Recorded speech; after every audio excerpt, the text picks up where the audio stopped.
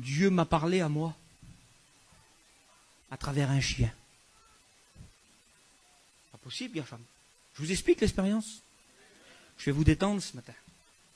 Et quand Dieu décide de parler, rien ne peut l'arrêter.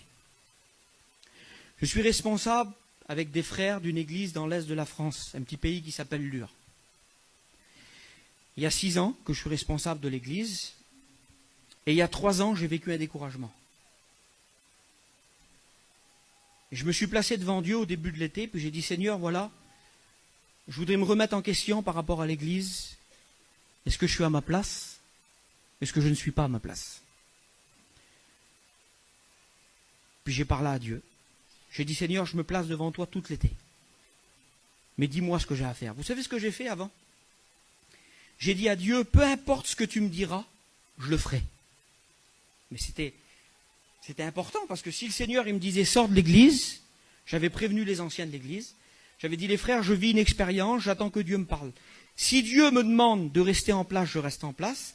Si Dieu me demande de partir, je pars. Mais je dis, attention, je ne veux pas que ce soit vous qui me disiez de rester, je veux que ce soit entre moi et Dieu. Alors, j'avais mis Dieu à l'épreuve. Et puis, toute l'été, j'ai prié, Mouchat. Parce que j'avais un souci dans mon cœur. Je disais, Seigneur, est-ce que j'ai le ministère de pasteur déjà? De donner à manger aux brebis, de soigner les brebis. Est-ce que je fatigue pas le troupeau? Parce que j'avais peur de fatiguer les chrétiens. Alors je vivais toute une interrogation, et je demandais à Dieu si j'étais à ma place. Et pendant 3 mois, je prie Dieu pour qu'il me parle, et on arrive à la retraite des foyers, il y a 3 ans de cela. Quand on arrive à la retraite des foyers, je dis, Seigneur, c'est là que tu vas me parler. 20 réunions en 10 jours, j'ai prié pendant 3 mois, j'ai préparé mon cœur à la décision, j'ai préparé les anciens de l'église à ma sortie si Dieu me demandait de sortir. J'ai dit, Seigneur, toutes les conditions sont réunies, tu vas me parler à la retraite. 1 réunion, 2 réunions, 5 réunions, 8 réunions, 10 réunions, 20 réunions. Et Dieu ne me parle pas. J'étais déçu dans mon cœur, Nelson. Seigneur, comment je vais faire? On démonte le chapiteau. Je m'attendais à tout. Un petit qui passait, n'importe quoi. On a démonté le chapiteau, puis on est resté 5-6 campings pour ramasser le terrain. Et vous connaissez la place de Belfort, il y en a plein qui la connaissent. Tout au fond de la place, là-bas, il y a un berger. Et ce berger-là, il a au moins 500-600 brebis. Et puis nous, on ramasse le chapiteau, on ramasse les papiers, là. Et puis le berger, il arrive auprès de moi. Et puis il dit, Monsieur Masson, il me connaît? Oui. Il dit, cette partie-là du terrain, elle est ramassée? Je dis, oui, monsieur, on a tout ramassé. Bon, ben, il dit, je vais chercher le troupeau, je vais lui dire qu'il reste ici. D'accord. Il s'en va, le monsieur, il met des clôtures. Et il emmène les 500-600 brebis, là. Et puis nous, on ramasse autour. Je suis avec un chrétien. Et pendant qu'on ramasse avec les pinces, là, le berger, il s'en va, lui. Quand il s'en va, il laisse les 2 chiens qui gardent le troupeau. Et puis nous, on ramasse avec les pinces. Et d'un seul coup, je vois un chien qui arrive sur moi, mais d'une vitesse. Je dis, je suis mangé. Mais quand il arrive, le chien, il arrive vite et fort. Mais à 2 mètres de moi, il s'abaisse, il rampe, et sur le bout de mon soulier, là, regardez voir comment que Dieu parle. Là.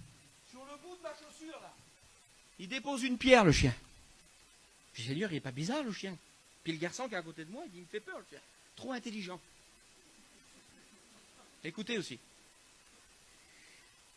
Le chien, il repart.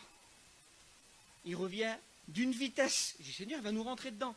Et quand il me voyait, il se baissait, il rampait, et il posait la pierre sur le bout de mon soulier. Et puis il y a un monsieur qui passe, un autre berger. Je ne le connaissais pas, celui-là. Je dis, monsieur, les chiens, là, je dis, ils sont dressés, c'est exceptionnel. Il dit, oui, monsieur, c'est les meilleurs chiens de berger. Et je dis, par contre, il fait quelque chose que je n'ai jamais vu de ma vie. Il dit quoi? Je demandais à Dieu si j'avais un cœur de pasteur, un cœur de berger. Je dis, monsieur, il vient sur moi à fond, là. Il s'arrête à 2 mètres et il me pose la pierre que j'ai dans les mains, là, sur les pieds. Il me regarde, le monsieur, et dit, t'es un berger, toi? Ben, je dis, non, monsieur. Mais il dit, c'est la seule façon qu'il a de reconnaître un berger. C'est de cette façon-là qu'il identifie un berger. Mais il dit, tu t'es déjà occupé d'un troupeau? Le berger qui me parlait comme ça. Je dis non. Alors il dit, il a vu en toi les caractéristiques du berger. Dieu venait de me parler à travers un chien. Et il y en a qui disent, Dieu ne me parle pas à moi. Dieu ne me parle jamais. J'aimerais vous dire que nous avons un Dieu qui parle.